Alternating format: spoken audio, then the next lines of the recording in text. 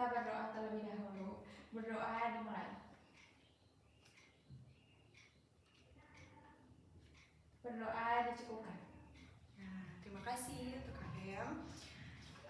Hari ini siapa yang tidak hadir? Ada yang tidak hadir? Sasa, Ibu. Sasa kenapa? Kenapa tadi nih? Sakit. Oh iya, sakit, Bu. Salwa juga, Ibu. Baik, Salwa sakit juga. Waduh, emang lagi musim sakit ya? Kayaknya iya, Bu. Aku juga lagi radang. Baik. Ya, semoga yang sakit segera diberi kesembuhan agar bisa kembali belajar seperti biasanya. Ya. Amin. Selamat pagi anak-anak. Gimana hari ini? Semangat?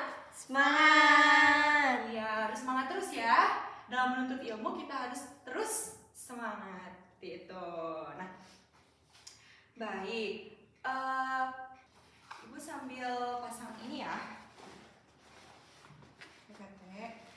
Nah, ada yang masih ingat nggak minggu lalu kita belajar apa?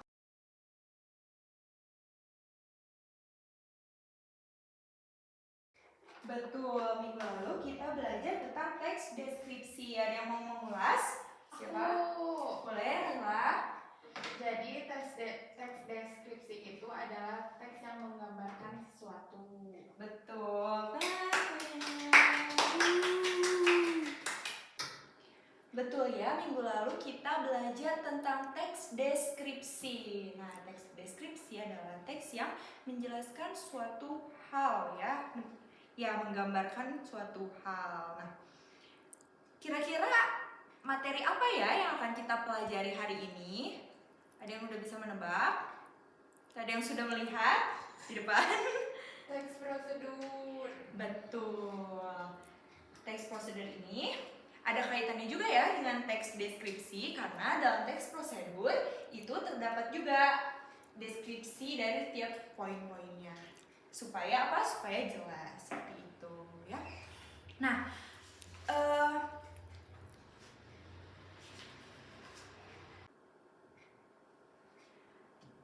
sudah bisa dilihat ya di depan. Anak-anak boleh buka bukunya dan siapkan pensil atau pulpennya, boleh mencatat ya. Judulnya teks prosedur. Ini ceritanya ibu ya di depan. Oke, next.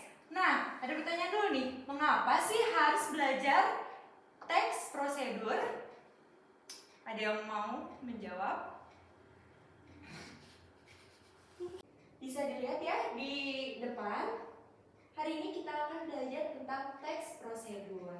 Nah, mengenai apa saja dalam teks prosedur ini ada pengertian, tujuan, juga ciri-cirinya ya.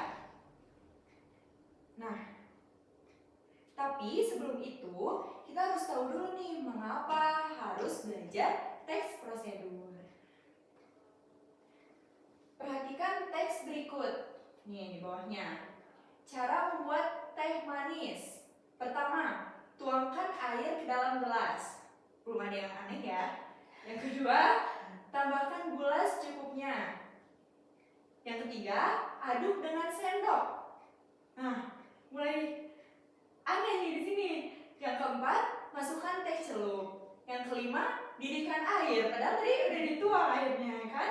Yang keenam, teh siap diminum. Nah, dari sini sudah terlihat ya, apakah ada yang salah dari teks prosedur tersebut? Ada yang bisa menyebutkan? Tidak berurutan. Tidak berurutan, betul. Soalnya tadi itu, tuangkan air. Tapi yang nomor 5 didihkan air. Tidak nyambung, Ibu.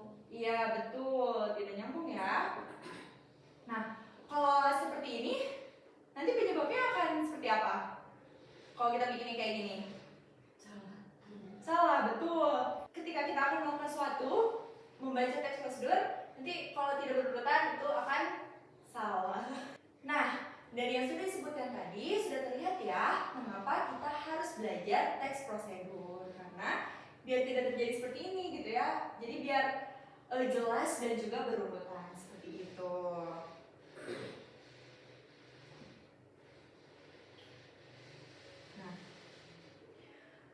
Pertama, ada pengertian. Teks prosedur adalah suatu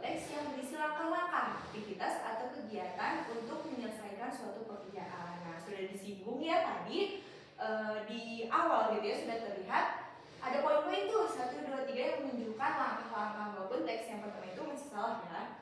Nah, dari pengertian ini ada yang mau ditanyakan, ada yang belum jelas?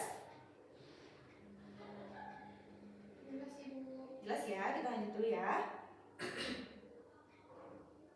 Nah, selanjutnya ada tujuan dari teks prosedur.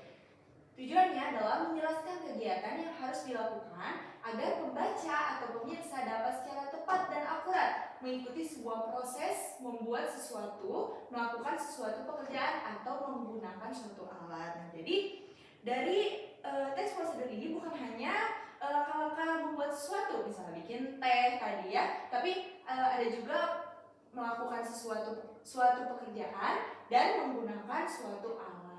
Sudah disinggung juga tadi di awal supaya kita secara tepat dan akurat mengikuti sebuah proses membuat sesuatu. Nah, sudah mengerti ya pengertian dan tujuannya.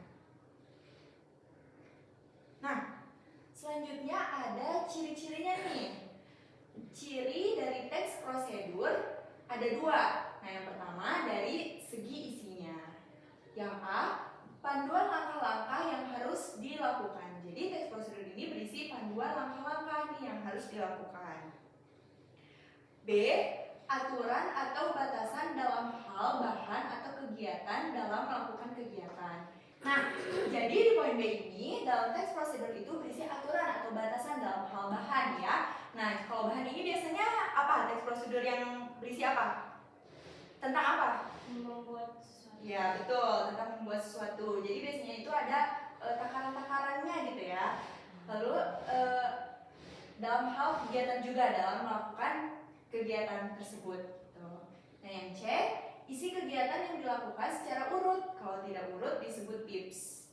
Nah, itu udah beda jenis teksnya lagi ya. Nah, jadi kalau untuk teks prosedur ini harus secara urut gitu. Soalnya ini tuh apa ya, bisa jadi yang paling penting gitu, karena kalau tidak berurutan itu bisa fatal ya. Nah, oke, sebelumnya ada yang mau ditanyakan dari ciri-ciri sebelumnya? Sudah cukup jelas? Cukup. Angkat tangannya kalau sudah jelas. Jelas. Jelas. Nah, selanjutnya ada ciri berdasarkan bahasa yang digunakan. Nah, yang pertama ada kalimat perintah ya. Pertama ada kalimat perintah. Nah, karena pada teks prosedur ini pembaca berfokus untuk melakukan suatu kegiatan. Kalimat perintah itu biasanya berisi kata apa? Kalau Kata nyuruh gitu. Kata seru. tolong. Lakukan. Bukan. Iya, tanda seru betul tadi. Buatlah. Buatlah betul. Oh. Jadi itu termasuk kata Kerja. Iya betul, kalimat perintah itu biasanya disertai dengan kata kerja untuk melakukan suatu kegiatan. Yang selanjutnya terdapat saran dan larangan ya, seperti yang disinggung tadi ya. Selain kalimat perintah juga ada saran dan larangan agar diperoleh hasil maksimal pada waktu menggunakan atau membuat. Baik, selanjutnya yang C ada penggunaan kata dengan ukuran yang akurat. Nah, penggunaan kata dengan ukuran akurat. Contohnya ini ada misal setengah, 1/4, seperempat tepung, 5 buah rimpang kunyit, terus apa? 2 buah apel misal. Ya, nah contoh-contoh yang seperti itu adalah termasuk ciri-ciri penggunaan kata dengan ukuran yang akurat agar hasilnya juga dapat maksimal ya. Nah, yang D terakhir menggunakan kelompok kalimat dengan batasan yang jelas. Nah, kelompok kalimat juga tidak kalah penting ya supaya jelas gitu si susunan katanya gitu ya. Contohnya ada rebus hingga menjadi bubur, lipat bagian ujung kanan sehingga membentuk segitiga sama kaki. Nah, seperti itu. Jadi kalau di sini lebih panjang ya, lebih menjelaskan gitu pada poin ini.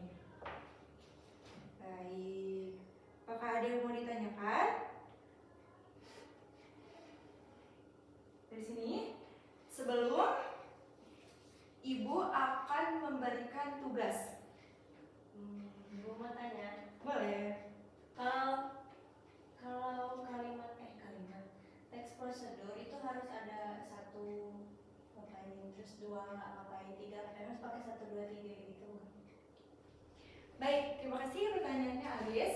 Nah, apakah harus memakai poin-poin seperti yang di awal tadi ya? Nah, seperti ini. Ataukah boleh dalam berbentuk paragraf? Nah, sebenarnya kalau menurut Ibu itu memang ada gitu ya teks yang menggunakan paragraf. Tapi di situ juga ada tambahan yaitu konjungsi, di mana ada untuk penghubung gitu antar kalimatnya. Nah, dibuat seperti poin-poin seperti ini agar lebih mudah dibaca, juga lebih mudah diikuti seperti itu. Tapi yang paragraf juga bisa asal berurutan dan ada kata penghubungnya seperti itu. Makasih Ibu. Iya. Apakah sudah jelas? Jelas. Baik. Sudah siap untuk mengerjakan tugasnya? Wah, semangat sekali. Ya. Susah nggak Ibu tugasnya? Kalau nanti kalau ada yang nggak jelas, ditanyakan saja ya. Ini dikerjakannya sendiri-sendiri. Nih, tulis nama juga kelasnya ya.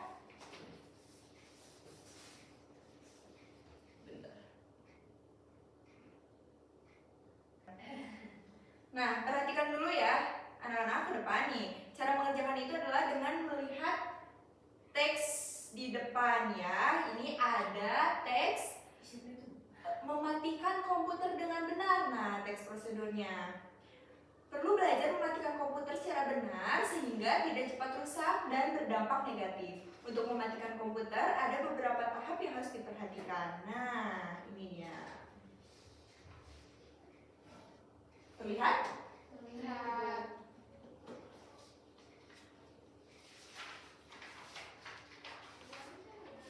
Kalau yang tidak mengerti boleh tanyakan ya. Baik Bu.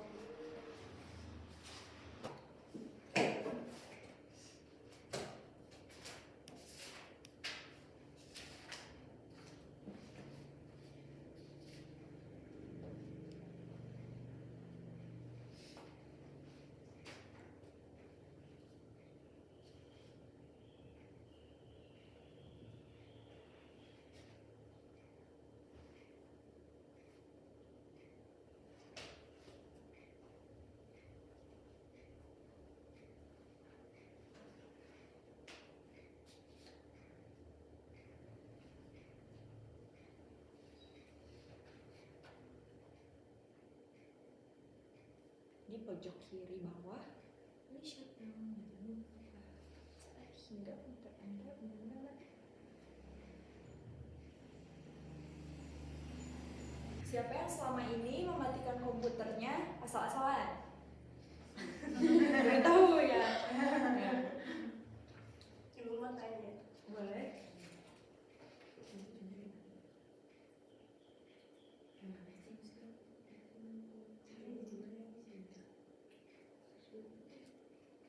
Jadi yang apa di sini itu tujuannya menjelaskan apa memudahkan dibaca. Oh iya.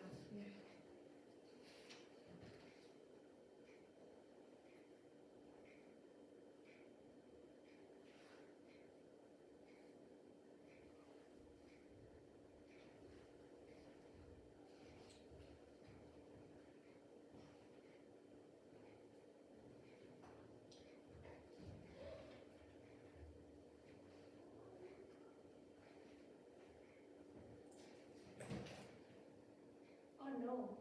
What is it?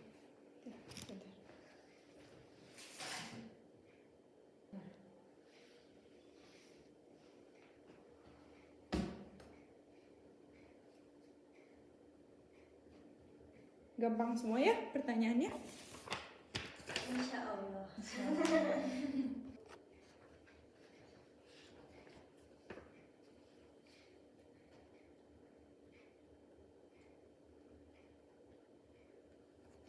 Teks deskriptif tadi udah ya dijelaskan kembali oleh Ibu. Sudah.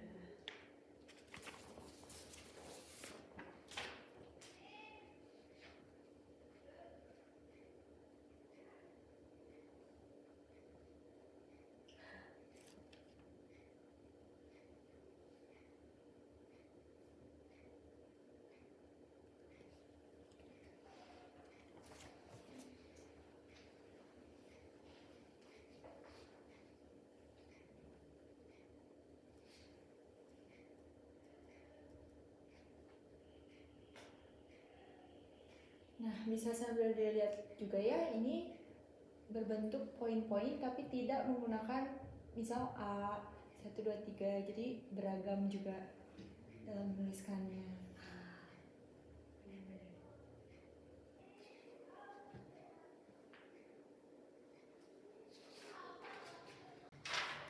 Baik, anak-anak, apakah sudah selesai tugasnya? Sudah. Mudah sekali bukan? Mudah Ibu. Nah, sip. Saya suka semangatnya ya. Nah, siapa yang mau menjawab dari ketiga soal tersebut? Aku. Boleh, Naila, silakan. Dibacain sama soalnya Bu. Boleh? Jadi nomor 1, apakah teks tersebut dapat dikelompokkan sebagai teks prosedur? Iya. Ya, betul. Jawabannya hanya iya atau tidak ya. Lalu nomor 2, tuliskan bukti dari segi isi dan tujuannya bahwa teks tersebut merupakan teks prosedur.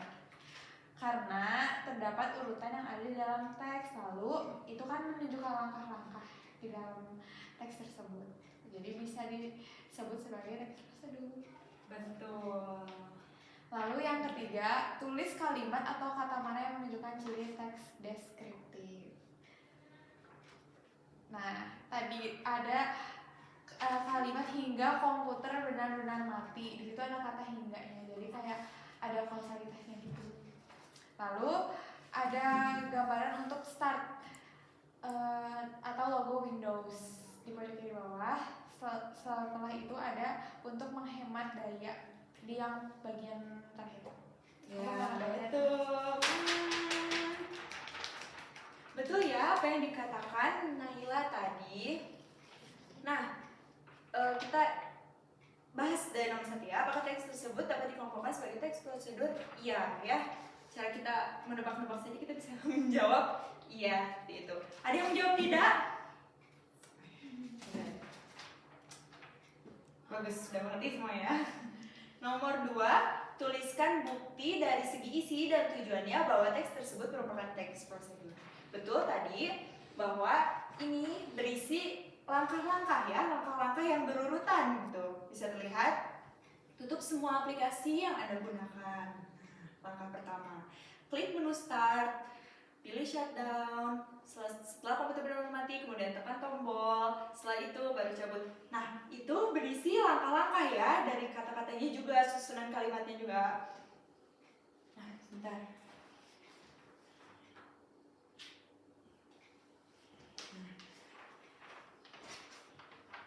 Lanjut. Nah, setelah tahu bahwa ini sudah berisi langkah-langkah gitu ya, ini kita pastikan juga apakah ini berurutan gitu ya. Sudah terlihat jelas ya bahwa ini juga berurutan gitu, enggak kayak setelah komputer benar-benar mati, habis itu baru tutup semua aplikasi yang Anda gunakan. Nah, kan itu udah mati ya, kenapa kita tutup semua aplikasi? Nah, seperti itu ya, contohnya tidak berurutan. Nah, ini sudah berurutan. Tuh, nomor 3, tulis kalimat atau kata mana yang menunjukkan ciri teks deskriptif. Betul banget tadi ya. Betul sekali ya tadi jawaban dari Naila. Nah, kita lihat dari tiap poinnya. Yang pertama, tutup semua aplikasi yang Anda gunakan. Yang kedua, klik menu start. Nah, dalam kurungnya ini itu bisa menjadi sebuah penjelas ya, deskripsi dari kata sebelumnya. Itu. Pilih shutdown dan tunggu beberapa saat hingga komputer Anda benar-benar mati. Tunggu beberapa saat. Nah, sebenarnya bisa kan berhenti di situ, tapi kurang jelas. Jadi ditambahkanlah hingga komputer Anda benar-benar mati. Gitu. Setelah komputer benar-benar mati, mengulang lagi dari poin ketiga, kemudian tekan tombol pada monitor dan speaker, stabilizer, dan perangkat komputer lainnya. Itu langkah keempatnya. Yang terakhir, setelah itu baru cabut kabel dari stop kontak. Hal ini bertujuan, nah sebenarnya di sini juga udah ada titiknya ya. Tapi kita perjelas lagi, untuk apa kita, maksudnya setelah mencabut ini, gitu ya, untuk menghemat daya dan mengantisipasi terjadinya konsleting listrik. Selamat mematikan komputer secara benar. Ya, hebat ya. Anak semua sudah mengerti tentang teks prosedur. Baik, sebelum kita mengulas kembali apa yang kita pelajari hari ini, Ibu punya satu pertanyaan.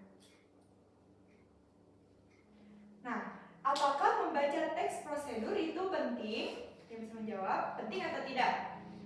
Penting. Penting, betul ya. Setelah kita tahu gitu ya tujuannya dan apa yang terjadi jika teks prosedur itu salah gitu ya, dapat dikatakan bahwa membaca teks prosedur itu penting.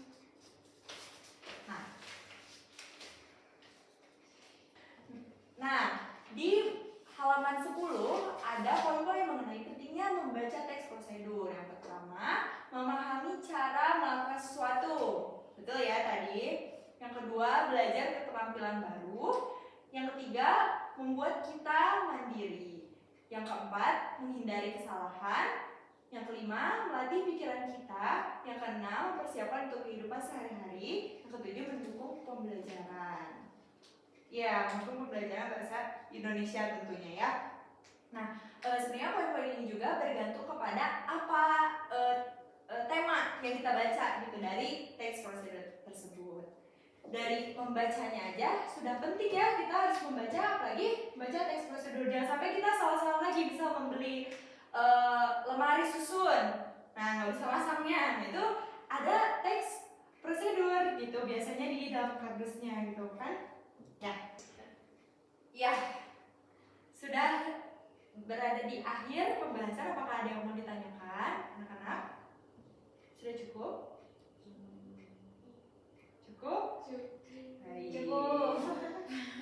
Sekarang, apakah ada yang mau membantu Ibu mengulas apa yang kita pelajari hari ini? Raja tadi ada apa? Pertama? Pengertian. Pengertian, betul. Yang kedua? Ciri-ciri. Ya, sebelum ciri-ciri ada tujuannya. Oh iya, tujuan. Ada tujuan. Kemudian Ciri-ciri. ciri-cirinya dan pentingnya. Teks prosedur. Betul. Tepuk tangan kita hari ini. Baik. Selesai sudah materi kita hari ini. Di minggu depan kita akan belajar tentang bagaimana cara menulis. Kita akan belajar menulis nanti ya tentang teks prosedur, masih tentang teks prosedur. Nah.